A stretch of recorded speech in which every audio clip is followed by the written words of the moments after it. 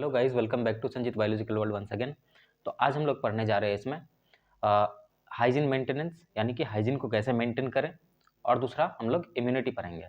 और hygiene maintenance में हम लोग दो चीज़ पढ़ेंगे, पब्लिक हाइजीन और पर्सनल हाइजीन। हाइजीन का मतलब होता है साफ सुथरा। दूसरा पढ़ेंगे हम लोग इम्यूनिटी, और इम्यूनिटी का ये इंट्रोडक्शन के साथ साथ हम लोग इनेट इम्यूनिटी को भी कवर करेंगे इसमें, ठीक है ना। तो चलिए, सब दिन की भांति आज भी हम लोग आपके इंटरेस्ट के साथ साथ चलते हैं और शायरी के साथ स्टार्ट करते हैं, क्योंकि आप लोग को पढ़ाई से ज़्यादा तो ये पसंद है।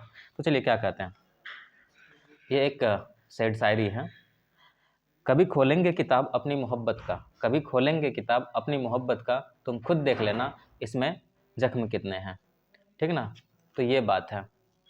चलिए हम लोग लेक्चर में आगे बढ़ते हैं। कैमरा को थोड़ा सा छोटे करके इधर साइड में रख देते हैं, ठीक है ना। इसका ज़रूरी बस इतना ही है कि ताकि आप मेरा एक्सप्रेशन देख सकें। तो चलिए बढ़ते हैं। देखिए, हाइजीन मेंटेनेंस करना जरूरी क्यों। हाइजीन का मतलब होता है साफ सुथरा। क्या होता? साफ, अरे देख लीजिए क्या होता है। साफ, भाई साफ बन जाओ, साफ सुथरा, ठीक ना। तो ये हो गया, यानी कि हाइजीन का मतलब होता है साफ सुथरा, क्लीननेस, ठीक ना। तो ये हुआ। अब यहाँ पर कहा जा रहा है कि जरूरी क्यों है हाइजीन को मेंटेन करना। तो maintenance of personal and public hygiene is very important for prevention and control of many infectious diseases. तो जरूरी क्यों है? क्योंकि हम लोगों को बचना है क्या चीज़ से? बहुत सारे इन्फेक्शियस डिजीजेस से। अगर हम लोग को बहुत सारे इन्फेक्शियस डिजीज से बचना है तो हम लोग को साफ सुथरा रखना होगा हमारे आसपास, हमारे चारों ओर, हमारे सराउंडिंग्स के को, ठीक ना। तो अब पर्सनल हाइजीन क्या होता है? अब देखिए, पर्सनल हाइजीन का मतलब अगर हम देखें हिंदी, तो होता है कि आप खुद का साफ सुथरा कैसे रख सकते हैं, या खुद को कैसे साफ सुथरा रख सकते हैं, या फिर खुद को कैसे डिजीज से बचा सकते हैं। तो keep the body clean. Body clean कहने का मतलब कि आपको रेगुलर स्नान करना होगा, है ना, साफ कपड़ा पहनना होगा, ठीक। तो ये सब है। दूसरा क्या है? Consumptions of clean drinking water, vegetables and food. हाँ, तो अब खा जो रहे हैं उस पर भी ध्यान देना होगा कि आप मतलब कैसा खा रहे हैं, साफ सुथरा खा रहे हैं कि नहीं, फल फल फूल जो भी खा रहे हैं धो के खा रहे हैं कि नहीं, ठीक। तो ये सब चीज़ है। तो मतलब साफ सुथरा पानी पी रहे हैं कि नहीं। तो आपको पता है, क्योंकि पानी से भी बहुत सारे डिजीज होते हैं, कंटामिनेटेड फूड एंड वाटर से। टाइफाइड के बारे में आप तो सुने ही है, और नहीं सुने हैं तो मेरा वीडियो जाकर के आप देख सकते हैं, नए हैं तो। अब पब्लिक हाइजीन का मतलब होता है कि हमारे आसपास और आसपास के जितने आदमी, उन लोग को कैसे मतलब डिजीज से बचा सकते हैं। तो करना क्या होगा? अगर सबको डिजीज से बचाना है तो क्या करना होगा कि पब्लिक डस्टबिन का यूज करना होगा सबसे पहली बात, क्योंकि कचरा इधर उधर नहीं फेंकना, कचरा को डस्टबिन में ही फेंकना है। अब वहाँ पर कुछ होता है कि बायोडिग्रेडेबल वेस्ट होते हैं, कुछ नॉन बायोडिग्रेडेबल वेस्ट होता है। उसके अनुसार से हमारे क्या कहते हैं, म्यूनिसिपैलिटी ने अरेंज भी की है डस्टबिन बॉक्स का। तो मतलब हमारा, तो देखिए आप जो है यहाँ पर बायोडिग्रेडेबल वेस्ट के लिए ग्रीन ये डस्टबिन बॉक्स का यूज किया गया है, और नॉन बायोडिग्रेडेबल के लिए क्या, ब्लू का। तो आपको तो ये सब चीज़ का अवेयरनेस होनी चाहिए खुद को, मतलब डिजीज से बचाने के लिए। तो यही है, proper disposal of waste and excreta.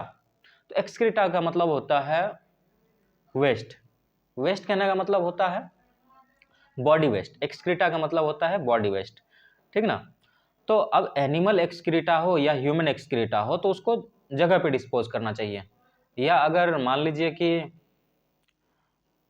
Personal toilet नहीं है तो फिर क्या करना चाहिए कि उसको दूर फेंकना चाहिए, समझे। हालांकि आजकल सब जगह हो गया है। तो अब देखिए, periodic cleaning and disinfections of water reservoir, pools, cesspool and tank.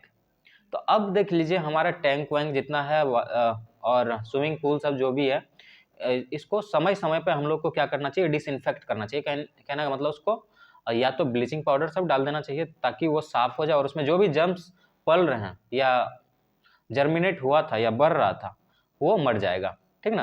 अब hygiene of public catering services.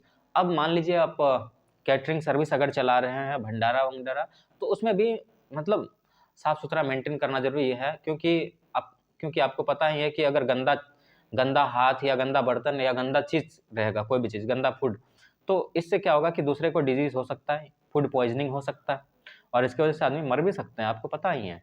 तो चलिए हम लोग आगे बढ़ते हैं। तो ये देख लीजिए क्या है, तो ये ह्यूमन हेल्थ एंड हाइजीन। तो अब क्या कहा जा रहा है यहाँ पर, फ्रूट खाना चाहिए, ब्रश डेली करनी चाहिए, रोज पोछा ओछा मारना चाहिए, हाथ धोना चाहिए खाने के बाद, खाने से पहले नहाना रोज चाहिए, एक्सरसाइज करनी चाहिए, ईट हेल्दी फूड। तो ये आप खुद को मतलब हाइजीन कैसे रख सकते हैं, हेल्थ और हेल्दी और हाइजीन, ठीक ना। तो ये है, ये खुद का है। अब देख लीजिए पब्लिक हेल्थ को कैसे मेंटेन कर सकते हैं हम, कि premises clean and paste free. तो यानी हमारे आसपास सराउंडिंग्स जो है उसको क्या करेंगे कि मतलब साफ सुथरा रखेंगे, और उस पर पेस्ट कंट्रोल करेंगे। पेस्ट कंट्रोल कहने का मतलब उसमें कोई कीड़ा मकोड़ा नहीं बढ़े, या फिर कोई इंसेक्ट्स जो कि हमारे हेल्थ के लिए खतरा है वो मतलब जर्मिनेट ना हो, ना बढ़े। तो उसके लिए हम लोग को देखना होगा, return tray and keep table clean, और टेबल सबको साफ रखना है, keep toilet clean and dry, wash hand regularly with soap. तो मतलब साबुन से हाथ धोनी चाहिए, टॉयलेट क्लीन रखनी चाहिए, ठीक। Take temperature and see doctor if unwell. अब देख लीजिए टेम्परेचर का भी ब्यौरा लेने चाहिए आपका बॉडी का। अगर टेम्परेचर जो है नॉर्मल से ज़्यादा हो रहा है, इसका मतलब कि फीवर आ रहा है, तो ये सब चीज़ देखना चाहिए हर हमेशा। कोरोना का टाइम में कुछ ज़्यादा देखा जा रहा था कि अगर टेम्परेचर बढ़ गया था तो उस समय बढ़ जाता था, तो उसको कहीं ना कहीं इन्फेक्शन माना जाता था कि कहीं ना कहीं वो कोरोना के चपेट में आ चुका है, या कोरोना उसको इन्फेक्ट कर चुका है, ठीक ना। और हैंड कर्चीफ को यूज़ करना, या फिर क्या कहते हैं रुमाल यूज़ करना है जब आप स्नीज कर रहे हो, छींक रहे हो। तो बिन लिटर एंड सॉइल टिश्यू। हाँ, अब देख लीजिए क्या करना चाहिए कि मतलब जो भी है गंदा चीज़ उसको फेंक देना चाहिए, किसमें, लिटर बॉक्स में। तो चलिए आगे बढ़ते हैं। अब यहाँ नोट क्या है, नोट। तो अब देख लीजिए, such hygiene practices are very essential for food and water borne disease. अब देख लीजिए, तो ये जितने भी हम हाइजीन मेंटेन कर रही है, जरूरी क्यों है, क्योंकि तो such hygiene practices are very essential for food and water borne disease. तो अब देख लीजिए ये प्रैक्टिसेस जो हाइजीन प्रैक्टिसेस, ये क्यों जरूरी है, क्योंकि आपको पता ही है कुछ डिजीज पानी से होता है, कुछ डिजीज फूड से होता है। तो फूड और वाटर बॉर्न डिजीज से बचने के लिए हम लोग को ये सब चीज़ फॉलो करना जरूरी है। दूसरी बात क्या है, for airborne disease contact must be avoided. अब जैसे कि किसी को सर्दी खांसी हो रहा है, या फिर अभी भी कोरोना का इन्फेक्शन हो सकता है, तो इससे बचने के लिए क्या करना चाहिए, हम लोग को मतलब डिस्टेंस मेंटेन करनी चाहिए। अगर किसी को सर्दी है तो उससे डिस्टेंस मेंटेन करनी चाहिए, दूरी रखनी चाहिए, ठीक। थर्ड नंबर क्या कहा जा रहा है, for disease caused by insect and fly vector. तो देख लीजिए जो डिजीज आपको इंसेक्ट के थ्रू होता है या फ्लाई वेक्टर, कहने का मतलब आपको मलेरिया के बारे में हम बताए ही थे, फिर फिलेरियासिस के बारे में बताए थे, सब मस्क्यूटो काउज कर रहा था, फिर डेंगू के बारे में बताए थे, क्या करते हैं, एडिस मस्क्यूटो काउज करता है। तो ये सब क्या करता है कि ये फ्लाई है, एक्चुअली में ये खुद डिजीज काउज नहीं करता, लेकिन इसके ऊपर जो जर्म्स होता वो डिजीज काउज करता। तो ये इसके लिए गाड़ी हो गया, व्हीकल्स का काम किया, तो इसलिए हम इसको वेक्टर्स कहते हैं। तो यानी हम उस इंसेक्ट को ही नहीं आने दें तो हम डिजीज से बच सकते हैं, तो ये कारण है, समझे। तो चलिए देखते हैं, for disease caused by insect and fly vectors the stagnations of water must be avoided. तो हमारे आसपास में जो है पानी का जमाव को रोकना होगा। इस चीज के लिए must keep hygiene of ponds. अगर आसपास में कोई तालाब है तो उसको साफ करके रखना होगा हर हमेशा। By introducing fish such as Gambusia. तो गैम्बुशिया फिश है जो कि आपको मच्छर का जो लार्वा होता है उसको खा लेता है। तो ऐसे फिश अगर हम फिश को इंट्रोड्यूस कर दें पॉन्ड में तो क्या होगा कि साफ रहेगा और वो मच्छर भी नहीं फैलेगा। दूसरा क्या है, स्प्रेइंग इंसेक्टिसाइड्स इन डीचेस और ड्रेनेज सिस्टम। तो हमारा सैनिटरी सिस्टम में क्या करना चाहिए, उसमें अगर प्रॉपर सैनिटाइजेशन नहीं है, कहीं खुला हुआ है ड्रेनेज सिस्टम, तो वहाँ पर हम लोग को क्या करना चाहिए, इंसेक्टिसाइड्स का छिड़काव करनी चाहिए, जिसके वजह से, इंसेक्टिसाइड का मतलब होता है कीटनाशक, कीटनाशक का छिड़काव करनी चाहिए जिससे कि मच्छर नहीं फैले। ठीक, तो आप देखते होंगे सरकार टाइम टाइम पे करवाती है, वो आपका घर में भी वो स्प्रे लेकर के जाता है, घर में भी स्प्रे किया जाता है जिससे कि आपका घर मच्छर से फ्री रहे, मच्छर फ्री रहे। उसके बाद क्या कह रहा है, डोर और window must be mesh with wires to prevent entry of mosquito. हाँ, आप दूसरा, और जरूरी नहीं कि हर चीज के लिए हम सरकार पे ही डिपेंड करें, खुद भी खुद को बचाना तो खुद को है ना, तो खुद को बचाने के लिए आप क्या कर सकते हैं कि एक तार का विंडो बना सकते हैं, मतलब विंडो का पीछे से आप तार का कवरिंग दे सकते हैं, ठीक ना, और या फिर गेट में भी तार का कवरिंग दे सकते हैं ताकि मच्छर नहीं आ सके। उसके बाद note this precaution is important for disease.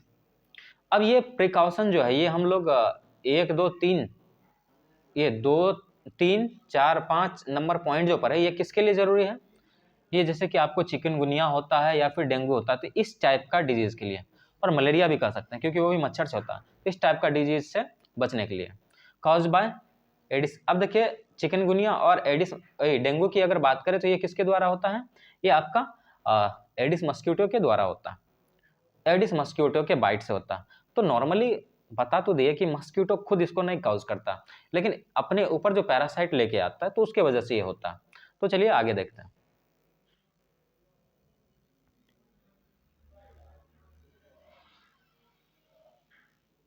Now अब देख लीजिए, अब पहले की तरह लेकिन अब हम लोग नहीं रहे, और लेकिन अब क्या है कि हम लोग का सोसाइटी में डेवलपमेंट इतना ज़बरदस्त हुआ है, हमारे कंट्री में डेवलपमेंट इतना ज़बरदस्त हुआ है कि आज हमारे कंट्री बायोटेक्नोलॉजी में बहुत आगे लीड कर रही है, जिसके वजह से क्या होता है कि हमारे देश में सब चीज़ का वैक्सीन बन चुका है, जैसे कि polio, tetanus, diphtheria, small pox, सब चीज़ का, जो कि बहुत अगर जाए 50 साल पहले जाए तो ये एक तरह से क्या था कि महामारी के तौर पे साबित होता था, पेंडेमिक के तौर पे साबित होता था, लेकिन ये सब चीज़ को ख़त्म करने में कामयाब हुआ हमारा देश, इरेडिकेट करने में कामयाब हुआ। डेडली डिजीज कहा जा रहा है इस सब चीज़ को, डेडली का मतलब होता है एकदम मौत के घाट उतार देता था। तो इस चीज़ का मतलब सोचिए कि इस सब चीज़ से बचने का पूरा प्लानिंग कर लिया हमारा देश, जड़ से ख़त्म कर दिया पोलियो को, 2 बूंद जिंदगी के, है ना। तो ये सब था। अब स्मॉल पॉक्स से हम लोग देख लीजिए, अब इसका कुछ रिलीजन, अब स्मॉल पॉक्स अगर हो जाता था तो इससे भी बहुत कोई मर जाता था पहले, लेकिन आजकल सब चीज़ का वैक्सीन है ना। तो अब देखिए introduction of vaccine boosted our immunity to fight deadly disease several folds. अब देख लीजिए हम लोग का इम्यूनिटी को, जैसे अब ये जो आया एक तरह से आप बूस्टर पैक क्यों मारते हैं, डेटा बूस्टर क्यों मारते हैं, ताकि आपका रेगुलर पैक जो है वो खत्म हो जाए तो भी आपको फर्क नहीं पड़े, इसीलिए ना। तो यही बात है, अगर हम वैक्सीन ले लेते हैं तो अगर मान लीजिए हमारा इनेट इम्यूनिटी जो कि हमारा बर्थ से मिला है, बाई बर्थ, अगर वो थोड़ा कमजोर भी पड़ जाए ना तो कोई दिक्कत नहीं होगा, ये संभाल लेगा। हाँ, अब वैक्सीन जो होता है कि एक स्पेसिफिक टाइप का होता है, समझ रहे हैं, स्पेसिफिक कहने का मतलब हुआ कि किसी खास चीज के लिए काम करेगा। अब कोरोना का वैक्सीन जो है, अब कोरोना की बात करें तो कोरोना की वैक्सीन आपको सिर्फ कोरोना में काम करेगा, डिप्थीरिया, पोलियो, टेटनस इस सब चीज में काम नहीं करेगा। और डिप्थीरिया, पोलियो, टेटनस का जो वैक्सीन है वो सिर्फ उस चीज के लिए बचाया जाए, मतलब उस चीज में काम करेगा, तो इसको हम कहते हैं क्या, स्पेसिफिक कहते हैं, स्पेसिस स्पेसिफिक, ऐसा है। तो चलिए ये इसलिए बता रहे हैं क्योंकि आगे हम इस चीज के बारे में जानेंगे। तो यानी इम्यूनिटी बूस्टर, यानी वैक्सीन हम लोग का एक तरह से इम्यूनिटी यानी कि रोग प्रतिरोधक क्षमता को बूस्ट किया, एकदम मजबूत किया है, इस चीज में काम किया। तो चलिए आगे देखते हैं।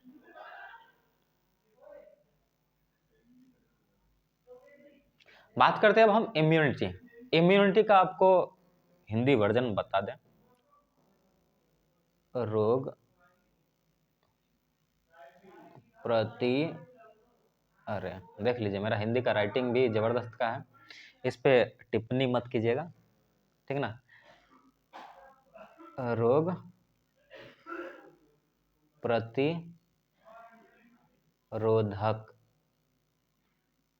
क्षमता, है ना। तो ये है, यानी इम्यूनिटी मतलब रोग प्रतिरोधक क्षमता, ठीक ना। तो चलिए देखते हैं आगे। हाँ, immunity, you know we are exposed to various infectious agent, but only few could infect us। देखिए, आप हर दिन की बात करें, अब ढेर सारे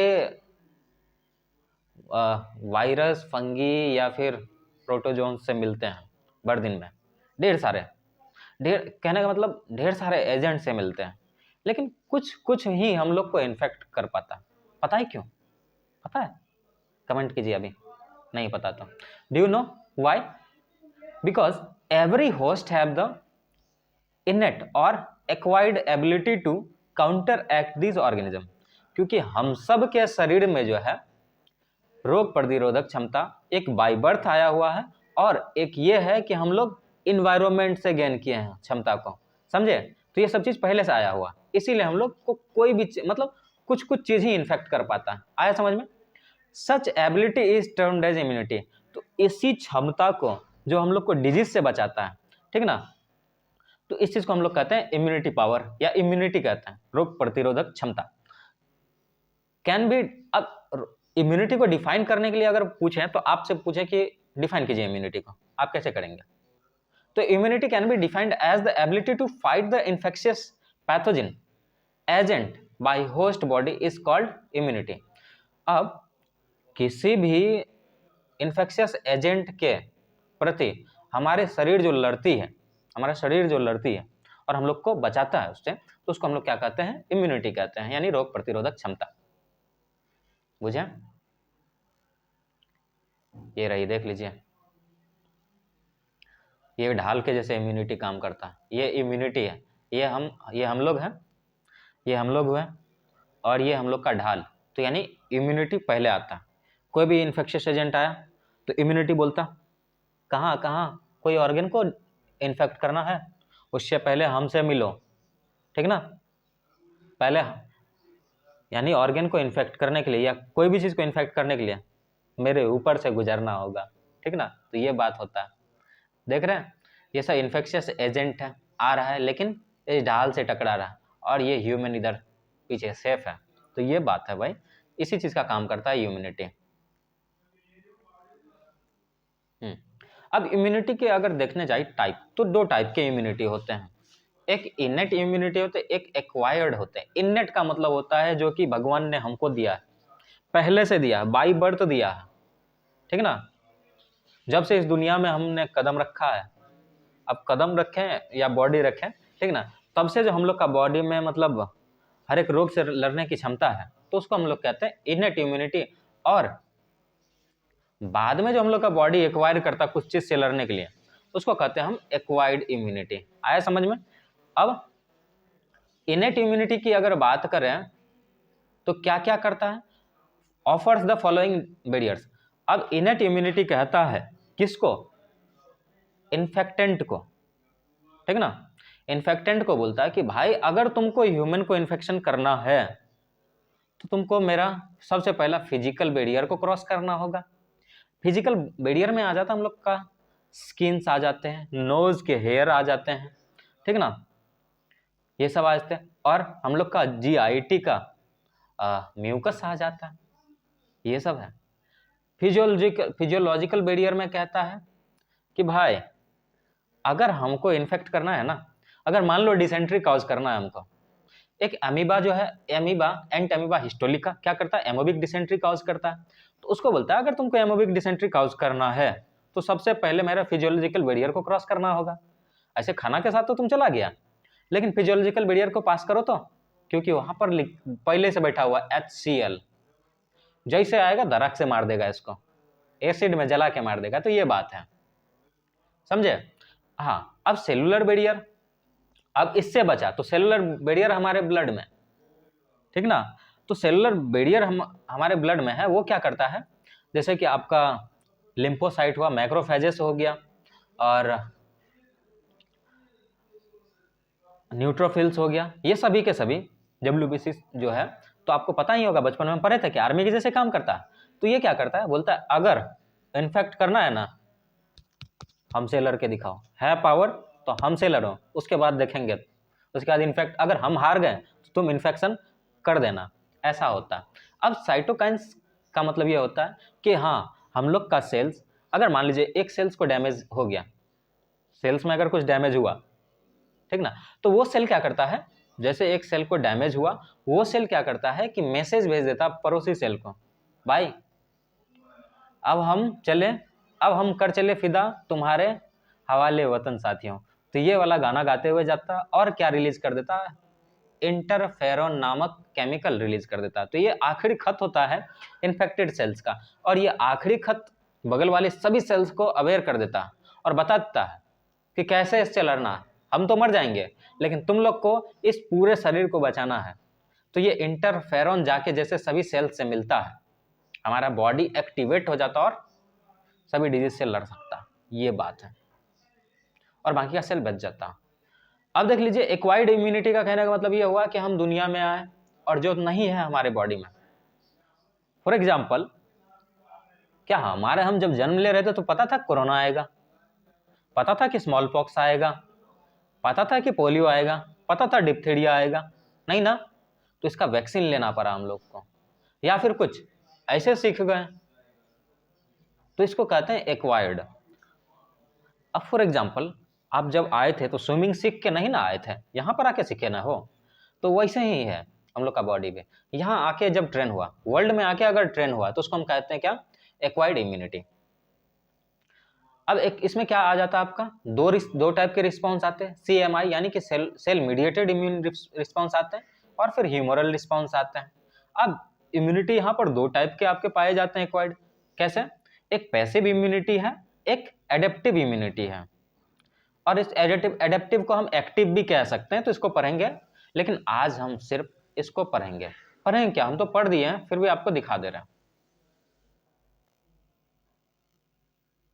ये देखिए,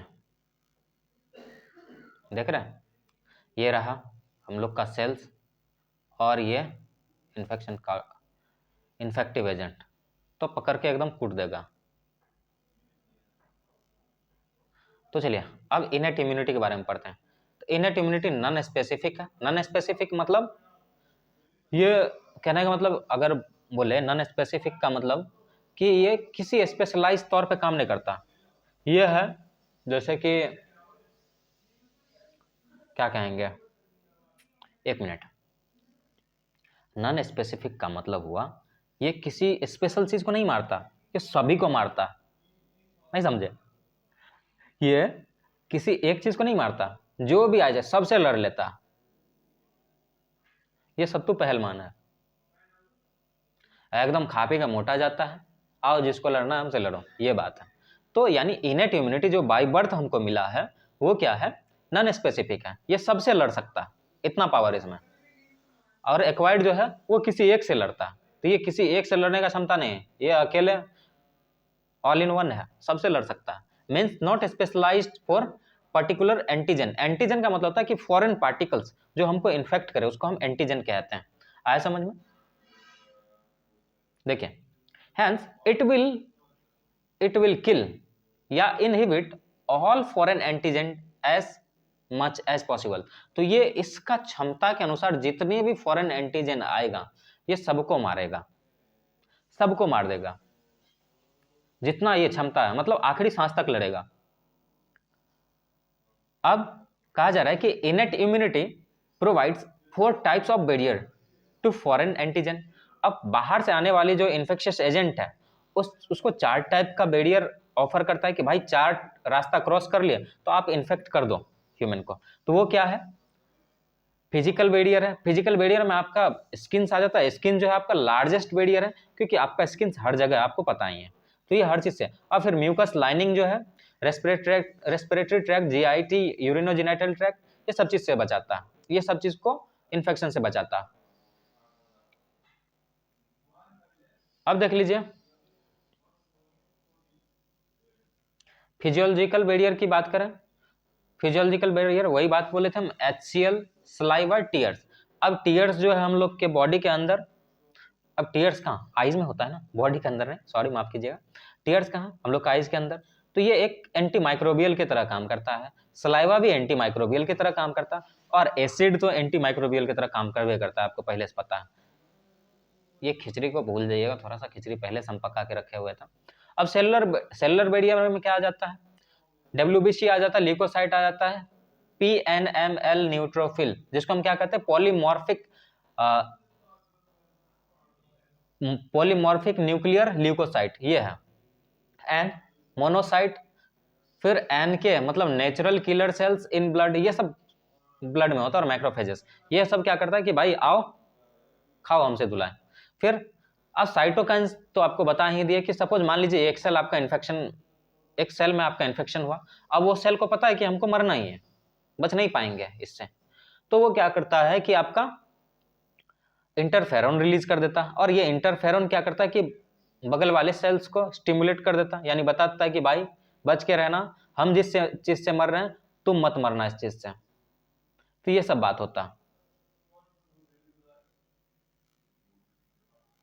ये रहा आपका, देख लीजिए फिजिकल बैरियर, हम दिखा दिए इसके बारे में, तो पढ़ पहले से चुके हैं, ठीक है ना। ये रही। अब देखिए फर्स्ट लाइन ऑफ डिफेंस क्या है, skin, nasal hair, eyelashes and eyelid, mucus membrane, mucociliary clearance, urinations, तो ये सब आपका फर्स्ट लाइन ऑफ डिफेंस है, पहला डिफेंस। फिजियोलॉजिकल बैरियर में आपका बता ही दिया, when your body's pH goes to the acid side, तो क्या होता है कि जब एसिड का pH बढ़ जाए, फिर एंजाइम बढ़ जाए, एंजाइमेटिक एक्शंस, मेटाबॉलिज्म, तो ये सब क्या करता है कि इससे ये सब आपको इन्फेक्शन से बचा देता है, बुझे। तो यही है। ये रहा आपका cellular barrier, monocyte, lymphocyte, neutrophil, eosinophil, basophil, macrophages, erythrocyte and platelets, ये सभी के सभी हैं। ये देख लीजिए, थोड़ा सा कैमरा को छोटा करना होगा, देख लीजिए यहाँ पर टीयर्स है, स्किन्स है, लार्ज इंटेस्टाइन है, स्लाइवा है, रेस्पिरेटरी ट्रैक्ट है, स्टोमक है एंड ब्लैडर। हर चीज के पास अपना जो है प्रोटेक्टिव मैकेनिज्म है, जो कि हम बात कर चुके हैं। तो आप अगर पढ़ना चाहते हैं तो पढ़ लीजिएगा, इसलिए हम यहाँ पर दे चुके हैं फोटो के साथ भी, ताकि आपको बेहतर समझ में, भाई खुल जा, ताकि आपको बेहतर समझ में आ जाए, और कुछ नहीं है इसमें। ये रहा आपका, देखिए इंटरफेरॉन कैसे रिलीज होता है, और इंटरफेरॉन देखिए कैसे स्टिमुलेट करता है। अब देखिए अब देखिए ये एक तरह से क्या है, साइटोकाइन बैरियर। अब साइटोकाइन कौन बनाता है, आपका macrophages, granulocyte, fibroblast, endothelial cells, mast cell and lymphocyte, ये सभी मिलकर के क्या बनाता है, ये सभी मिलकर के आपका साइटोकाइन बनाता है। तो ये साइटोकाइनिक एक्शन देख लिए यहाँ पर। तो चलिए हम आगे बढ़ते हैं। पहुंच गए हैं हम अपने डेस्टिनी पे। अरे 26 मिनट हो गया, तो अपने डेस्टिनी पे पहुंच गए। बहुत बहुत धन्यवाद आपके अटेंशन के लिए, हमें सुना। बहुत बड़ी बात है, आजकल की दुनिया में कोई किसी को नहीं सुनता, लेकिन आपने सुना, तो थैंक यू। और कोशिश करते हैं एक शायरी दे दे आपको। देखिए अक्सर वन साइडेड लव में ये हो जाता है, क्या है, तेरी जुदाई से डरता हूं मैं, अच्छा, तेरी जुदाई से डरता हूं मुझे डरने दे, तेरी जुदाई से डरता हूं मुझे डरने दे, तुझसे बिछड़ कर मरता हूं मुझे मरने दे, तुझसे बिछड़ कर मरता हूं मुझे मरने दे, तुम मुझे प्यार करे या ना करे, तू मुझे प्यार करे या ना करे, ये तेरी मर्जी, मैं तुझसे प्यार करता हूं मुझे तो करने दे, मैं तुझसे प्यार करता हूं मुझे तो करने दे। सो थैंक यू, मिलते हैं नेक्स्ट लेक्चर में। इसी के साथ करते हैं अपना लेक्चर का समाप्त।